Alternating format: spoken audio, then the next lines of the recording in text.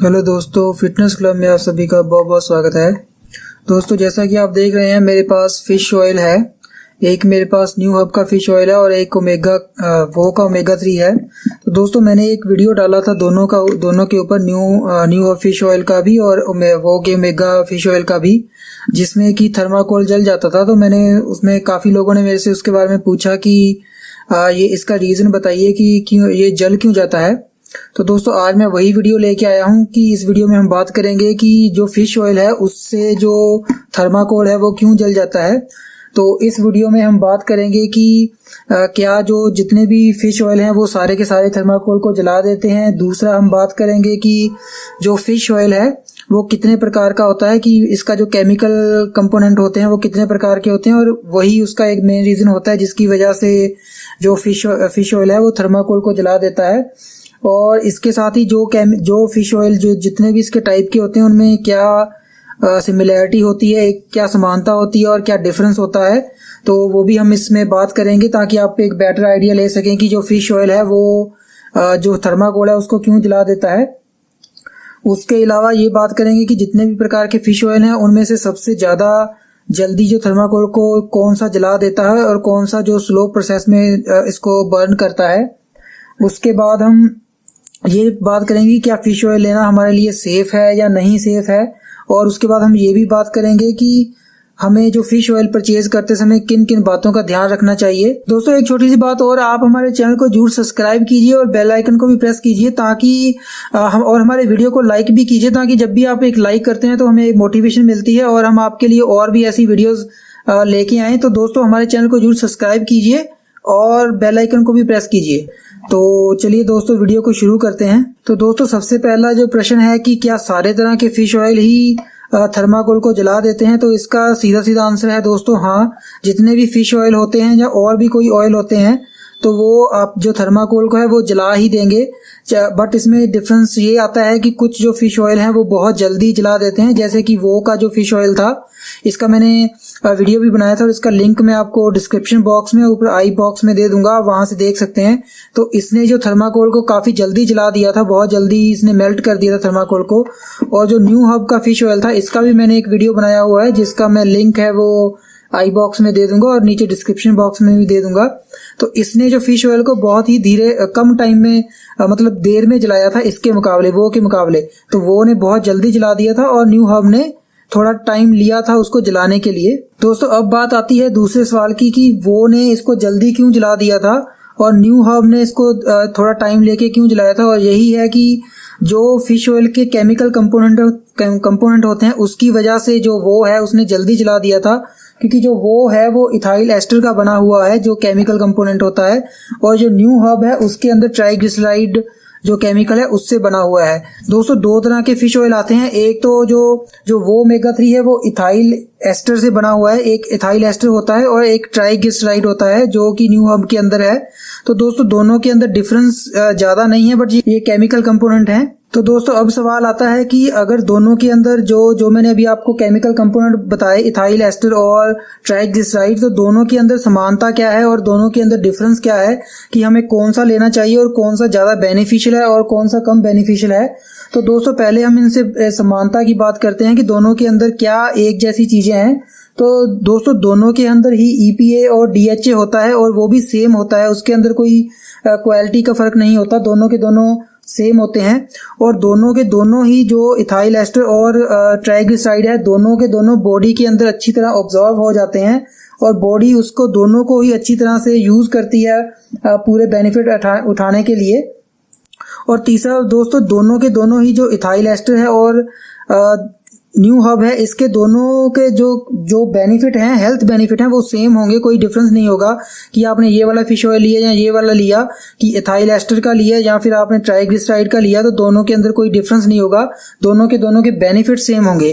तो दोस्तों, अब बात कर लेते हैं इनके डिफरेंस की, कि इनके अंदर डिफरेंस क्या है, कि दो तरह के हैं तो कुछ डिफरेंस भी तो होता होगा। दोस्तों, जो इथाइल एस्टर से फिश ऑयल बनता है वो कॉन्सेंट्रेटेड होता है और जो ट्राइग्लिसराइड से बनता है वो थोड़ा कॉन्सेंट्रेटेड, वो कम कॉन्सेंट्रेटेड होता है। तो इसको हम एक एग्जांपल से समझ लेते हैं। अगर आपको 1 ग्राम EPA और DHA चाहिए तो आपका जो वो का फिश ऑयल है वो कम लगेगा, तो आपको वो 1 ग्राम हो सकता है आपको 1.5 ग्राम में टोटल जो फिश ऑयल उसके अंदर मिल जाए। और वही आपको अगर 1 ग्राम EPA और DHA चाहिए तो उसके लिए आपको जो न्यू हब का है वो 2 ग्राम या उससे ज़्यादा कंज्यूम करना पड़ेगा।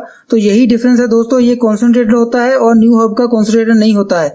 इसके अंदर ये थोड़ा लेस कॉन्सेंट्रेटेड होता है। तो ये इनके अंदर जो डिफरेंस है जिसकी वजह से ये इनका जो बर्निंग स्पीड है उसमें भी फ़र्क पड़ जाता है। तो दोस्तों अब बात कर लेते हैं कि जो फिश ऑयल है वो थर्माकोल को क्यों जला देता है। तो दोस्तों इसका रीज़न है कि जो फिश ऑयल है वो नॉन पोलर होता है। दोस्तों अब आप लोग सोचोगे कि ये नॉन पोलर क्या है, तो इसके लिए हमें थोड़ा सा केमिस्ट्री को देखना पड़ेगा। दोस्तों मैं आपको ज़्यादा डिटेल में नहीं बताऊंगा, मैं आपको सिंपल लैंग्वेज में बता देता हूँ। जैसे दोस्तों हमने 10th और +2 में पढ़ा था कि जो हर चीज़ होती है वो छोटे छोटे कणों से बनती है जिसको कि हम एटम बोलते हैं। और उस एटम के अंदर नेगेटिव और पॉजिटिव चार्ज होता है जिसे हम इलेक्ट्रॉन और प्रोटॉन बोलते हैं। तो दोस्तों ये जो एटम्स होते हैं ये आपस में जुड़ते जाते हैं और एक मॉलिक्यूल बन जाता है जिससे कि हर चीज़ का निर्माण होता है, हर चीज़ बनती है। तो दोस्तों अब ये जो नॉन पोलर होता है उसके अंदर क्या होता है कि जो भी मॉलिक्यूल होता है उसके अंदर अगर नेगेटिव चार्ज और पॉजिटिव चार्ज, देखिए अगर ये पॉजिटिव है जो नेगेटिव है, अगर दोनों बैलेंस होंगे तो ये नॉन पोलर हो जाएंगे, क्योंकि ना ही इसके अंदर नेगेटिव चार्ज ज़्यादा है ना ही इसके अंदर पॉजिटिव चार्ज ज़्यादा है। तो दोनों आपस में इसको बैलेंस करके रखेंगे तो इसको नॉन पोलर बोलते हैं। तो दोस्तों केमिस्ट्री में एक कहावत है कि लाइक डिसॉल्व्स लाइक, मतलब कि जो एक सी चीज़ें होती हैं वो आपस में मिक्स हो जाती हैं। तो दोस्तों थर्माकोल भी जो होता है वो नॉन पोलर होता है, जिसकी वजह से जब हम जो फिश ऑयल है जब उसके ऊपर डालते हैं, क्योंकि फिश ऑयल भी एक नॉन पोलर सब्सटेंस है और थर्माकोल भी एक नॉन पोलर सब्सटेंस है, तो वो आपस में दो नॉन पोलर मिलते हैं तो वो आपस में मिक्स हो जाते हैं, तो वो उसके अंदर एक तरह से घुल जाते हैं, जो मिक्स कर देता है उसको जला देता है। तो दोस्तों यही एक रीज़न है कि ये जो फिश ऑयल है वो उसको जला देता है थर्माकोल को। तो दोस्तों अब सवाल उठता है कि क्या जो फिश ऑयल है वो हमें लेना चाहिए, क्योंकि ये नॉन पोलर और ये पोलर का सिस्टम बता दिया मैंने आपको।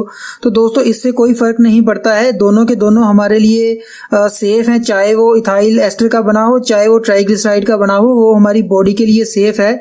उसे आप ले सकते हैं, उसको कोई भी ले सकता है, लड़कियां ले सकती हैं, लड़के ले सकते हैं, बच्चे ले सकते हैं, बुजुर्ग ले सकते हैं और सभी को लेना भी चाहिए। तो दोस्तों अब इसके साथ एक और सवाल आ जाता है कि जैसे ये दो तरह के हैं तो हमें कौन सा लेना चाहिए, वो जो थर्माकोल को जल्दी जला देता है वो कॉन्सेंट्रेटेड होता है, या फिर वो जो थर्माकोल को देर से जलाता है जो लेस कॉन्सेंट्रेटेड होता है। तो दोस्तों इसके ऊपर भी हम बात कर लेते हैं। दोस्तों इस बात से कोई फर्क नहीं पड़ता कि ये कितना कॉन्सेंट्रेटेड है और कितना लेस कॉन्सेंट्रेटेड है, और या कितनी देर में ये थर्माकोल को जला देता है या थर्माकोल को लेट जलाता है।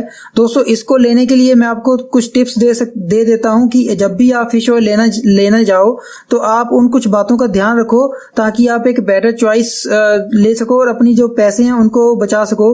दोस्तों मैंने काफ़ी लोग देखे हैं जो मार्केटिंग करते हैं कि जो फिश ऑयल थर्माकोल को जला देता है जल्दी वो से शरीर के लिए खतरनाक है। तो दोस्तों इस बात से कोई फर्क नहीं पड़ता, और कहते हैं कि जो फिश ऑयल धीरे धीरे थर्माकोल को जलाता है वो आपके लिए बहुत ही बेनिफिशियल है, और वो इसको महंगा करके बेचते हैं इसी वजह से, तो क्योंकि ये थर्माकोल को नहीं जला पा रहा है या देर से जला पा रहा है। तो दोस्तों मैं आपको कुछ टिप्स दे देता हूँ जिसको कि आप देख के आप फिश ऑयल लेते समय अपना पूरा का पूरा वैल्यू फॉर मनी ले सकें।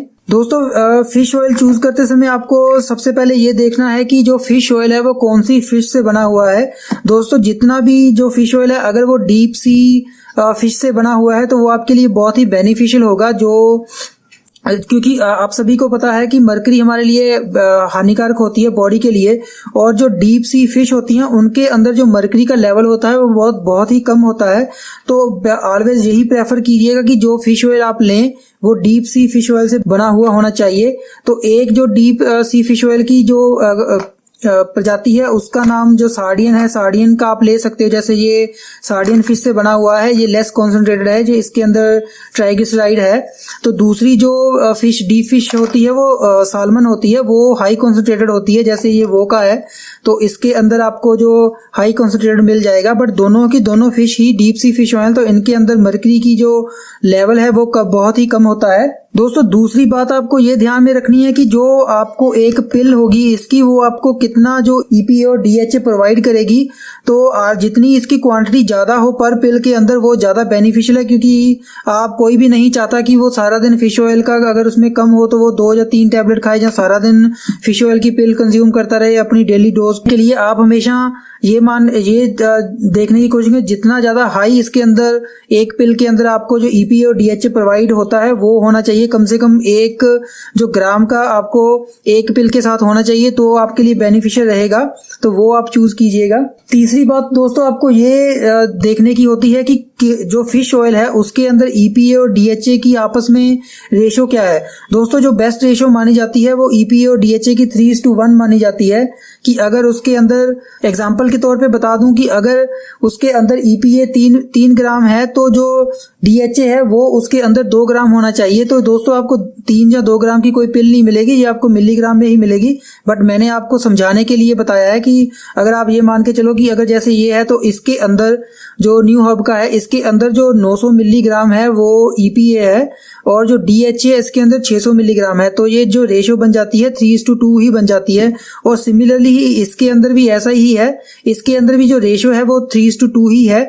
तो आपको ये ध्यान रखना है कि जो रेशो हो वो हमेशा 3:2 की ही होनी चाहिए। और दोस्तों चौथा जो बड़ा फैक्टर है वो आपको ये है कि जो इसकी कॉस्ट है पर पिल की वो कितनी बढ़ती है। जो मार्केटिंग करते हैं वो आपको बताते हैं कि ये जो फिश ऑयल है ये थर्माकोल जला देता है, ये नहीं जलाता है, तो वो उसकी जो कॉस्ट है वो उसको बढ़ा देते हैं कि ये जो नहीं जला रहा है इसकी कॉस्ट ज्यादा है। तो दोस्तों मैंने आपको पहले ही बताया कि इस बात से कोई फर्क नहीं पड़ता कि जला रहा है, नहीं जला रहा है, जल्दी जला रहा है या देर में जला रहा है। आप अब ये देखिए कि आपको जो EPA और DHA मिल रहा है उसकी जो पर ग्राम की कॉस्ट आपको क्या पड़ रही है, तो उसी अकॉर्डिंग जो आपको सस्ता लगे। और जो मैंने आपको बाकी की बातें बताई हैं कि डीप सी फिश होना चाहिए, और साथ में ही जो इसकी रेशो 3:2 होनी चाहिए। तो उसके अकॉर्डिंगली अगर आपकी ये दोनों बातें पूरी उतरती हैं तो आपको फिर कॉस्ट के ऊपर देखना चाहिए कि कौन सा आपको सस्ता पड़ रहा है। दोस्तों अगर आप देखोगे तो जो न्यू हब का है वो आपको वो के मुकाबले सस्ता पड़ता है, क्योंकि इसके अंदर पहली बात तो ये जो लेस कॉन्सेंट्रेटेड है, तो दूसरा इसके अंदर ये है कि जो इसके अंदर जो EPA और DHA की जो वैल्यू है वो ऑलमोस्ट 1500 मिलीग्राम के आसपास है, 1.5 ग्राम के आसपास है। और इसके अंदर जो है ये कॉन्सेंट्रेटेड है जो कि इथाइल एस्टर से बना हुआ है, और ये कॉन्सेंट्रेटेड है। इसके अंदर जो EPA और जो DHA है इसकी जो वैल्यू है वो 1 ग्राम के आसपास है। तो दोस्तों आप दोनों में से कोई भी ले सकते हैं। मैंने वो का जो एक रिव्यू वीडियो भी बनाया हुआ है जिसका जो लिंक है मैं आपको डिस्क्रिप्शन बॉक्स और आई बटन में दे दूंगा। इसका मैंने अनबॉक्सिंग का और बेसिक इन्फॉर्मेशन के बारे में एक वीडियो बनाया था जिसका भी मैं लिंक डिस्क्रिप्शन बॉक्स और आई बॉक्स में दे दूंगा, वहां से देख लेना। दोस्तों इसका भी मैं एक डिटेल रिव्यू करूंगा। मैंने बोला था कि 1 मंथ में इसको यूज करने के बाद बताऊंगा कि क्या इसके बेनिफिट मुझे मिले और क्या इसका जो इफेक्ट मुझे लगा, तो वो अभी पेंडिंग है, वो भी मैं इसको बना दूंगा।